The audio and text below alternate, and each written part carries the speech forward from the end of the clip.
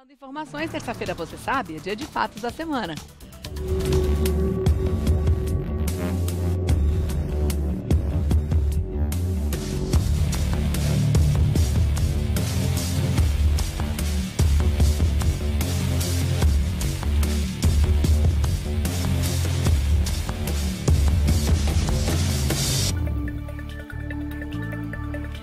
Hoje a gente vai falar sobre a discussão que aconteceu na semana passada, né, lá no Supremo Tribunal Federal, sobre a proposta que pretende restringir o alcance do foro privilegiado. Essa questão está dividindo opiniões. Dá uma olhada no VT.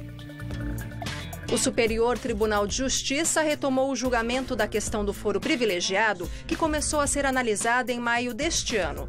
A discussão, no entanto, foi interrompida mais uma vez por um pedido de vista, ou seja, mais tempo para analisar o caso do ministro Dias Toffoli, sem prazo para que ele devolva o processo. Sem a conclusão do julgamento, o resultado parcial não altera as regras atuais do foro. Hoje, autoridades têm foro privilegiado na Justiça a depender do cargo que exercem. O presidente da República, ministros e congressistas, por exemplo, só podem ser processados criminalmente pelo STF. Governadores de Estado, pelo Superior Tribunal de Justiça e prefeitos, pelo Tribunal Regional Federal. Até agora, 8 dos 11 ministros que fazem parte do tribunal votaram por limitar o alcance do foro privilegiado para deputados federais e senadores. 6 ministros seguiram o voto do relator Luiz Roberto Barroso, que defende que o foro privilegiado no STF deve valer apenas para políticos acusados de crimes cometidos no exercício do mandato em vigor e relacionados a ele. No Revista da Cidade, vamos entender o que está sendo discutido e quais as consequências dessas decisões para os políticos.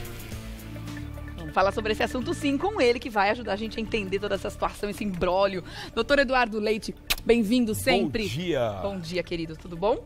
Eu tô sempre ótimo. A gente vai falar dos privilegiados hoje? Eu sou uma pessoa privilegiada. Eu também sou. Entendeu? Só nós não temos foro, né? A gente só não tem foro. Mas que a gente é privilegiado né? Com ética, com honestidade. Com toda certeza, viu? Com todos esses predicados que estão faltando por aí, né? Principalmente nessa galera que a gente vai comentar aqui. Bom, antes de mais nada, vamos explicar para o pessoal de casa exatamente o que é o foro privilegiado e qual é a abrangência do foro privilegiado hoje. Regiane, é uma abordagem até interessante, porque se você for analisar a questão, essa é uma leitura minha, tá? É um entendimento meu, obviamente. O foro privilegiado, ele não é assim tão ruim quanto parece. Por quê? Porque, na verdade, ele deveria ser uma excepcionalidade e não uma regra. Como está acontecendo É óbvio. hoje. Então, o que acontece? Todo mundo dependendo e precisando dele. Por que eu estou dizendo isso? Estou dizendo o seguinte, porque é evidente que uma autoridade, uma alta autoridade de um governo ser submetida a um julgamento de um juiz de primeira instância, ele poderia, obviamente, exercer uma influência muito maior num juiz de primeira instância, até mesmo porque a questão e aí eu acho que a impunidade poderia ocorrer. Eu sempre digo o seguinte, o foro privilegiado você pode analisar como na sua casa. Quem é a autoridade maior dentro da sua casa? Os seus pais. Pai e mãe. Eles exercem uma autoridade absoluta e por essa razão eles têm que dar o quê? O exemplo para os filhos. E o foro privilegiado, ele deveria ser exatamente o que acontece dentro da nossa casa. Mas o que você está falando é a questão conceitual do foro privilegiado. Como deveria ser no mundo ideal, num país onde a democracia de fato funciona, onde os poderes sabem diferenciar judiciário e político. Eu estou dizendo um foro privilegiado dentro de um conceito, ideal. Dentro de um conceito, numa Noruega, numa Dinamarca, numa Finlândia, numa Islândia, mas não no Brasil. A gente não tá nesses lugares. E aí no Brasil a gente precisa rever esse conceito justamente porque isso está privilegiando pessoas que não deveriam ser privilegiadas. Essa questão da revisão que está sendo submetida, que foi até provocada pelo ministro Barroso, né, de restringir o foro privilegiado, eu tenho uma leitura muito até simplista. Acho que esse julgamento do foro privilegiado que tramita no STF, ele é capenga, ele na verdade ele é inoperante, ele é inútil, tá? Ele é imprestável. E vou dizer por quê. Mesmo que esse julgamento passe e que restrinja o foro privilegiado, ou seja, que tão somente aqueles políticos no exercício da função, nos crimes praticados no exercício da função, o julgamento seria num foro privilegiado e todos os demais julgamentos por crimes praticados como violência doméstica seria submetido a um juiz de primeira assim como instância, como Moraes, né? Exatamente como o Alexandre de Moraes quer. Mesmo que isso passe, essa restrição submetida ao pleno do STF, eu já te adianto para você, vai piorar o foro privilegiado, piorar no sentido, ele vai ampliar o foro privilegiado. Sabe por quê? Porque já está tramitando uma PEC na Câmara, já passou pelo Senado, agora está na Câmara dos Deputados, já foi aprovado essa restrição, entretanto, eles estão querendo ampliar para os ex-presidentes da República, ou seja, uma proteção para aqueles que estão sendo julgados aí pelos juízes de primeira instância.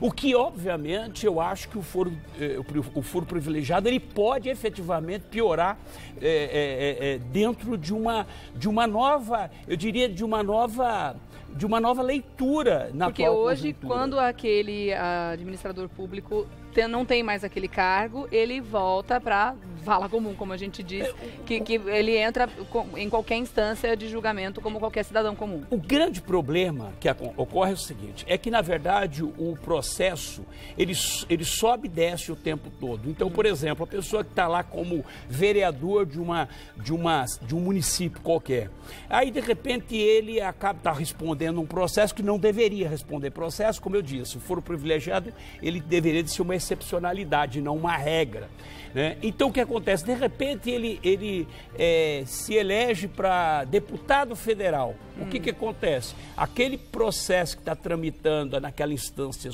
inferior vai para o STF, porque ele tem um foro privilegiado. Aí, o que acontece? Como nada é julgado no STF, nada é julgado, tudo é prescrito, e aí você alcança a questão da impunidade. Eu quero dizer para você o seguinte, que o foro privilegiado, ele, na verdade, estimulou a corrupção de uma tal forma que hoje nós estamos nesse cenário político corrompido em função da falta de julgamento pelo STF.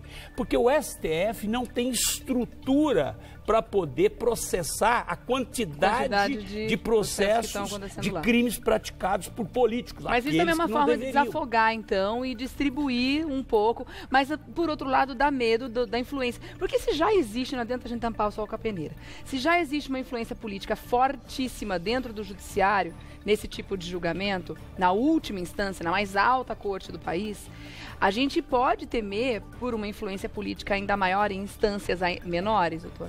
Olha, isso não tem sombra de dúvida, porque a influência ela é exercida não só em primeira instância, mas em segunda, em terceira. Nós temos percebido claramente, e eu posso até colocar como exemplo disso, para não falar que a gente sempre está falando de partidos de oposição, a questão do próprio Aécio. Você vê, escândalo, né, você vê, o Aécio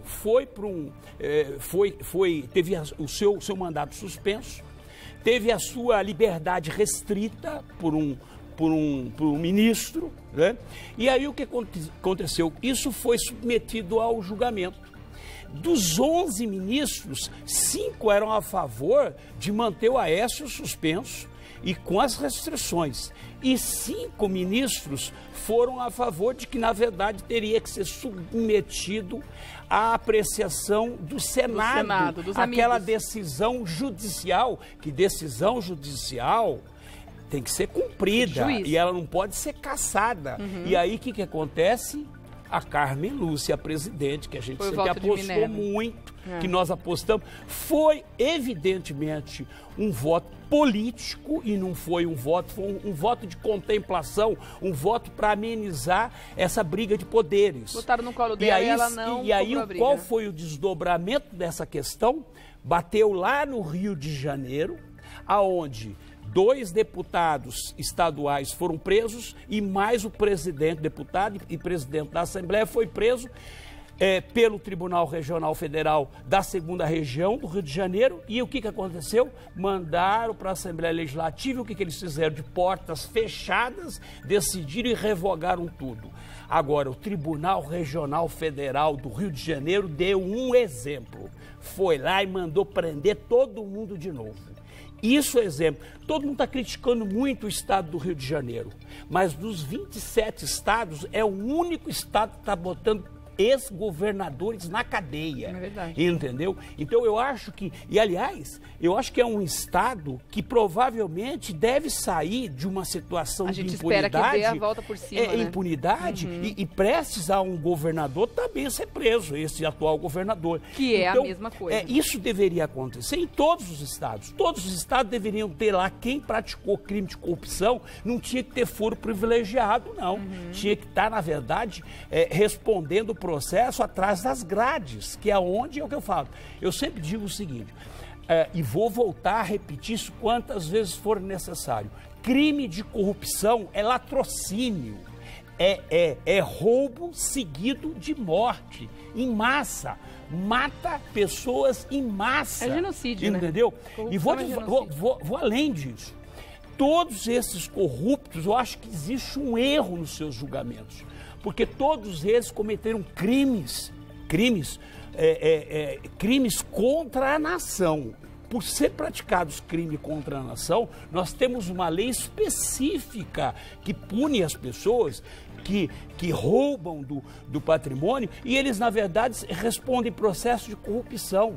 E não é de crime de segurança nacional. Configurar uma outra coisa. E você sabe qual é a pena, a diferença entre o crime de corrupção prevista no Código Penal e o crime de roubo à nação previsto na segurança na Lei de Segurança Nacional? Você pode triplicar a pena, pode chegar até 30 anos de cadeia, porque a pena máxima são 10 anos, podendo triplicar se eventualmente causar morte às pessoas. Enquanto no Código Penal pode aumentar em 1/3 da pena e a pena se restringe até 8 anos. Então, na verdade, praticamente aí Mas também entre teoria e a prática tem uma distância tão grande. A gente vê as condenações da Lava Jato mesmo, né? Exatamente. Que a gente aposta tanto. E aí a pessoa vai lá, acho que foi o Roberto Costa, se não me engano, pegou mais de 100 anos. Já está saindo agora no fim do ano, vai passar Natal em casa. Com a tornozeleira, ficou nem um ano e pouco, 2 na cadeia no máximo. Então, assim, a gente não sabe para quem torce, para que time que torcer mais, porque realmente está tão difícil. Agora, só para a gente encerrar rapidinho, para entender direitinho, então, como é que funciona essa questão do trâmite e da legislação propriamente dita. Não são os ministros do STF que estão votando se o foro privilegiado vai ter restrição ou vai ter uma abrangência maior. Eles estão votando uma situação que pode abrir, uma situação do Rio de Janeiro, de um deputado do Rio de Janeiro, não é isso? Que pode abrir um precedente para que a votação na Câmara aconteça e eles, sim, vão aí fazer essa mudança na legislação ou não. Esse julgamento, ele só foi provocado pelo ministro Barroso, porque, na verdade, a pessoa, ele era, na verdade, ele tinha um mandato na prefeitura, entendeu? Ele foi eleito e esse processo subiu. Depois virou deputado federal, foi para o STF e aí agora, recentemente, ele foi eleito como prefeito de uma cidade do estado do Rio de Janeiro. Então, esse processo que estava lá no STF, ele deveria voltar para o Tribunal Regional Federal do Rio de Janeiro. E aí, o que o ministro Barroso fez? Ele falou, não vou voltar, vou submeter ao plenário para poder decidir, porque esse processo de tanto ele subir e descer, vai acabar prescreve. E aí, a questão, você alcança a impunidade. Então, as pessoas que têm um processo criminal tramitando, o que eles mais buscam é realmente se protelar, eleger algum cargo público, né, se ele está no município, como prefeito, como vereador, que é para ser deputado federal, para esse processo subir. Aí daqui a pouquinho não dá tempo de julgar, aí ele volta para a prefeitura, volta para o município, aí o processo desce. Daqui a pouco isso prescreve, vai. acabou. E aí não tem julgamento. O que acontece? Esse que é o grande problema. Aquele conselho que a gente dá para as pessoas sempre, né, doutor Eduardo? Independente do que vai acontecer com essa questão do foro privilegiado, a gente ainda não sabe, a gente tem uma ideia, mas de repente pode ser até que fique para o ano que vem, não dê tempo da gente ter isso já sendo avaliado para as eleições de 2018, tem muita coisa que pode acontecer. Então, o fato desse deputado ter sido eleito prefeito é uma prova de que as pessoas não estão puxando a capivara de quem está votando. É uma coisa absurda a gente parar para pensar uma situação dessa. A gente precisa, de uma vez por todas, independente se aquela pessoa está condenada ou não, se já tem alguma decisão, puxe a capivara do cidadão que você está querendo votar. Na minha opinião, essa é a minha opinião. Se tem uma suspeita em cima daquela pessoa, já não serve para mim. Você abordou uma coisa muito interessante. Geralmente, as pessoas, quando elas vão votar, muitas vezes, isso é fato, hein? Muitas vezes, ela pega um número, um santinho que está no chão. Pega o santo que está no chão, na frente da escola. Um número de um santinho que está no chão. Ou vota porque um amigo pediu. É importante. Ou ouviu falar que ele fez alguma coisa legal. Gente, ouvi falar, tem boato pra caramba. O seu candidato, ele tem que ser, na verdade, você tem que fazer um levantamento, você tem que ir com uma colinha.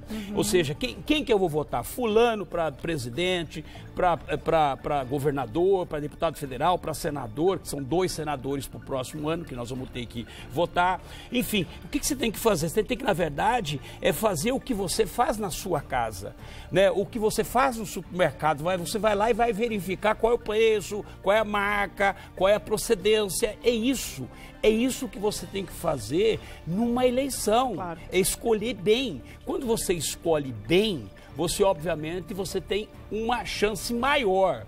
Agora, é o que eu digo, o que nós temos aí, eu já te adianto para você, para mim é um desastre. Olha, só para concluir aqui, eu às vezes não participo, mas eu frequento alguns movimentos políticos. E você sabe que às vezes eu fico sentadinho no sofá só observando qual é a estrutura que tem abaixo, o candidato e abaixo. Eu vou falar para você, um desespero. Porque mesmo que a pessoa venha a ser eleita... Às vezes está maquiado lá, mas mesmo que a pessoa venha a ser eleita, como é que ela vai montar uma estrutura de retaguarda dela?